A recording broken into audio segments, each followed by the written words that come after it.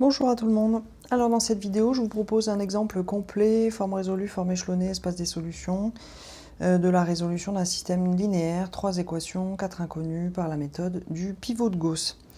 Alors c'est parti mon kiki, je vous rappelle, première étape, échelonnage. Échelonnage, ça revient à mettre des zéros sous la diagonale dans le système et en utilisant une ligne de pivot. Moi j'aime bien toujours choisir comme pivot la ligne qui a un 1, parce que ça me semble plus simple. Je déteste faire des divisions par 2 et par 3 quand ce n'est pas nécessaire. Pour éviter les fractions, parce que quand il y a des fractions, on se trompe. Hein. Vous beaucoup, et moi aussi un peu. Mais voilà, donc careful. Donc je vais commencer par inverser L2 et L1, histoire d'avoir un 1 en pivot. Alors c'est parti, première opération, tranquille. L2, L1, L3. On y va, donc L2. Alors là, les amis, on recopie en branchant tous ces neurones. Hein. Le neurone de recopie et en même temps le neurone visuel de surveillance et en même temps je revérifie 4 fois. Hein, parce que là vous vous imaginez même pas la quantité incalculable d'erreurs, des tours d'erreur qu'il y a dans ces étapes-là. Vous verriez vos copies, vous seriez atterrés. Donc soyez hyper concentrés. À ce moment-là, c'est vraiment trop dommage d'avoir une première erreur là. C'est pas que vous perdez les points, parce que perso, moi je mets les points quand la méthode est bonne. C'est juste que c'est juste chiant à corriger quand tout est faux, parce que ça correspond plus à rien et tout est différent des autres gens, il faut tout recalculer, tout ça, et donc c'est la galère, et on perd un temps fou. Donc soyez concentrés, et puis si jamais là vous êtes en train de résoudre un système qui va faire que le pont il s'écroule ou pas, vous avez quand même intérêt de faire un calcul juste, hein, vérifiez-le sinon. Alors, donc est-ce que je me suis pas trompé en recopiant? Non, allez, L1, 2x, plus y, plus 3z, moins 8t égale moins 7. Et L3, ça bouge pas, et ça bouge pas, et donc ça bouge pas d'erreur. Hein. Je revérifie, parce que moi aussi je me trompe souvent. Pof, pof, pof, pof, pof. Ok. Donc là c'est parti, on peut faire le pivot, tout à fait ce qui est le plus normal. Je vais mettre des zéros là-dedans en utilisant cette ligne de pivot. Donc pour faire ça, L1 ne bougera pas, comme d'hab. L2, je ferai L2 moins 2 fois L1 pour mettre un 0.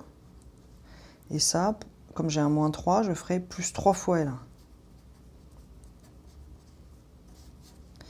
Alors c'est parti. L1, c'est mon pivot. Alors voilà. 2 moins 2, ça fait 0. Ça, moins 2 fois ça. Donc 1, moins 6. Ça fait moins 5. Ça, moins 2 fois ça. Donc moins 2 fois moins 1, ça fait plus 2. 3 plus 2, plus 5. Ça, moins 2 fois ça. Moins 8, moins 2, ça fait moins 10. Ça, moins 2 fois ça. Moins 7, moins 2 fois 8, ça fait... moins 2 fois 4, ça fait moins 8. Moins 7, moins 8, ça fait moins 15. Cool. Là, on voit que si on divise par moins 5, ça va être super joli. Ça tombe bien. Allez, on continue. Ça, plus 3 fois ça. Donc ça, plus 3 fois ça, ça fait 0. Ça, plus 3 fois ça. 3 fois ça, ça fait 9. 9 moins 5, ça fait 4. Ça, plus 3 fois ça. 3 fois ça, ça fait moins 3. Moins 3, moins 1, moins 4. Ça, plus 3 fois ça, ça fait 5 plus 3, ça fait 8. Et ça, plus 3 fois ça, ça fait 12. Alors, vous voyez venir le truc ou pas? Vous le voyez peut-être. Là, ces deux lignes sont proportionnelles. Hein. Ici, c'est 5 fois quelque chose. Là, c'est 4 fois quelque chose, mais c'est le même quelque chose, en fait. Si vous ne le voyez pas, aucun problème. Je vous propose de faire quoi? Et bien, là, vous avez le choix. Soit vous divisez cette ligne par le pivot parce que vous avez remarqué que ça se simplifie et que vous êtes comme moi, vous détestez les fractions et tout ça. Soit vous avez remarqué que dalle et vous voulez juste un algorithme bête et méchant, et c'est ça qu'on va faire. Le truc qui marche à tous les coups, histoire qu'il n'y ait pas à réfléchir avec des astuces ou quoi. Hein. Donc on y va, on va faire comme si on n'avait rien remarqué. Donc je vais mettre un 0 là-dedans grâce à ça. Donc c'est là que je me tape la fraction, le truc que moi j'aime pas. Donc je vais faire ça. L3, et pour que le moins 5 puisse faire péter le 4, il faut un plus 4 divisé par 5. Est-ce que c'est bien ça? Si je fais un plus, déjà, là j'aurai un plus, un moins, ça va bien se barrer.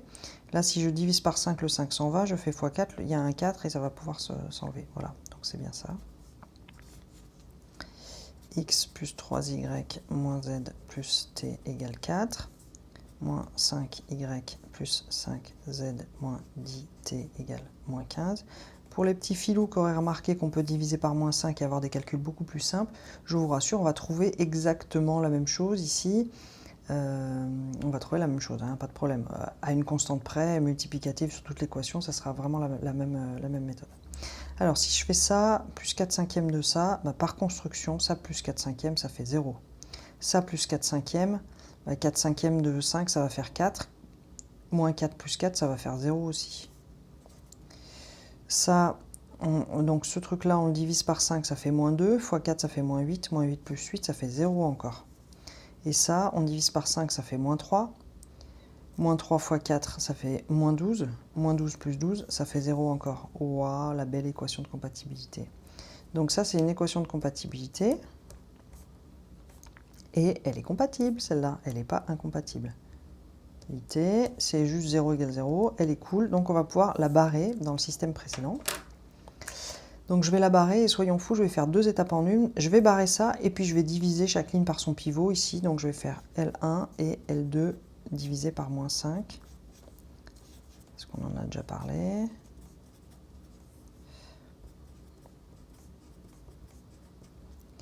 Donc si je divise par moins 5, ça fait plus Y. Si je divise par moins 5, ça fait moins Z. Si je divise par moins 5, ça fait plus 2T. Et ça, si je divise par moins 5, ça fait plus 3. Okay, on ne se trompe pas dans les signes, c'est interdit. Hein. Comme il y a une division par un moins, les signes doivent changer. Moins plus moins, moins plus, moins plus. Ok, on fait ces vérifications-là systématiquement. Hein. Voilà, donc là, rappelez-vous, on a 4 inconnus, on n'a que 2 pivots. On a 2 pivots, ça veut dire que les autres inconnus vont être des inconnus secondaires, ça va être nos paramètres, et on va les mettre dans le second membre. Donc c'est l'étape qu'on fait là, x plus 3y et y égale. Donc là on met les constantes d'abord, ensuite on va mettre les z, plus z moins t. Là on met la constante d'abord, on met le z plus z moins 2t. Voilà, et donc là, on va faire la méthode classique du pivot de Gauss qui consiste du coup à mettre un 0 là-dedans grâce à cette ligne-là. Et donc ça on va faire ça en faisant L1 moins 3 fois L2. Donc L1 moins 3L2. L2 ne bouge pas, c'est notre pivot. Donc si je fais ça, donc on obtient bien X. Ça moins 3 fois ça, ça fait 0.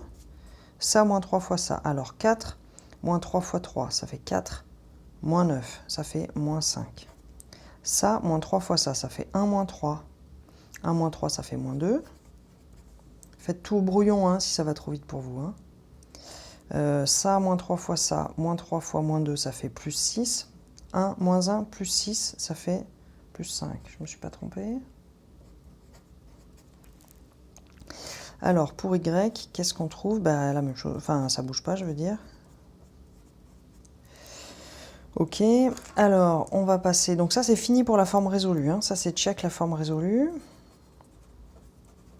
Évidemment, c'est pas très sexy comme espace des solutions, on ne sait pas sous la forme x, y, z, t égale blablabla. Ah, on a fait une prise. Donc pour continuer, alors je vais peut-être recopier le truc histoire de ne pas partir de nulle part. X égale moins 5 moins 2z plus 5t, et puis y égale 3 plus z moins 2t. Alors, vous vous souvenez, donc, voilà, ça c'est notre forme résolue, on a fini. On sait que z et t, c'est des paramètres qui peuvent prendre n'importe quelle valeur, donc on va les rajouter. Z est égal à z, ça veut dire ça vaut n'importe quoi, et t est égal à t, ça vaut n'importe quoi. Comme ça, on a bien une présentation sous la forme x, y, z, t, qui est ça qui est attendu, parce qu'on vous demande quand même de résoudre, je vous rappelle, un système linéaire ici, où on a nos 4 inconnus. On n'a que 3 équations, mais on a 4 inconnus, et donc à la fin, on veut vraiment x, y, z, t. Donc là, je vais mettre une présentation vectorielle, x, y, z, t égale le vecteur, moins 5, 3, 0, 0. Je vais tout écrire proprement, moins 2 fois z plus 5 fois t, plus 1 fois z moins 2 fois t. Donc z est égal à z, c'est-à-dire 1 fois z, et puis 0 fois t. Et puis t est égal à t, donc 1 fois t, et puis il est égal à 0 fois z, évidemment. Hein. Et maintenant, ça, je reconnais que c'est la somme de 3 vecteurs. Donc x, y, z, t est la somme de 3 vecteurs. Le premier, c'est moins 5, 3, 0, 0. Le deuxième, c'est moins 2, 1, 1, 0, le tout fois z. Donc je vais pouvoir sortir le z à l'étape prochaine. Et ici, celui en t. Donc si je sors les z et les t, donc moins 5, 3, 0, 0, hein, rappelez-vous, les vecteurs, c'est un espace vectoriel, donc une constante fois un vecteur, la constante peut se mettre devant, ou derrière, hein, ça ne change rien. Et pareil pour t, la constante peut se mettre devant, 5, moins 2, 0, 1. Et puis z et t sont quelconques, et donc voilà, on va pouvoir conclure, dire l'espace des solutions, c'est l'ensemble des x, y, z, t dans R4 qui sont égaux à donc moins 5, 3, 0, 0. Ça, c'est un point, plus un premier vecteur directeur, plus un deuxième vecteur directeur, où z et t sont tout à fait quelconques. Enfin, z dans R, t aussi dans R, tous les deux. Donc z, t, le couple est dans R2, si vous êtes maniaque. Voilà, donc ça, c'est un point. Et ça, c'est 2 vecteurs.